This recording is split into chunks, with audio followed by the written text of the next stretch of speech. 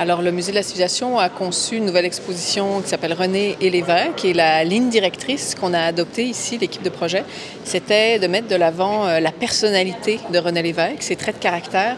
Puis on voulait explorer justement une sphère un petit peu plus privée, intime, pour comprendre comment la construction de sa personnalité, en fait, comment le petit René devient l'évêque, mais comment ça peut nous éclairer dans la trame historique qu'on connaît par rapport aux grands événements sociaux, politiques et culturels sous l'évêque, là, dans les années 70 et 80. Alors, pour éclairer cet aspect un petit peu plus intime de la vie de René Lévesque, on a fait appel à la contribution du public.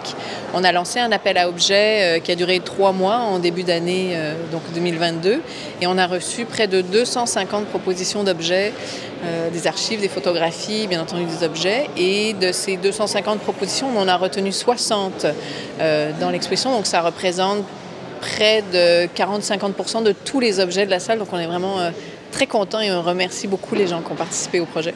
Le projet, puis en n'ayant pas connu René Lévesque, puis en plus en étant d'un autre continent, moi ce qui m'a le plus plu et vraiment impacté dans ce projet-là, c'est de découvrir un homme vraiment vrai, très charismatique, très touchant. Je pense que sans nécessairement avoir la fibre de la souveraineté québécoise, on ne peut pas rester indifférent au personnage de l'évêque. Et puis, à travers des objets, surtout des photographies, en fait, on sent cette personnalité proche du peuple, aimant, avec un idéal de vie, qui a donné à un peuple un choix d'autodétermination aussi. Donc moi, c'est les choses qui m'ont le plus marqué dans le projet.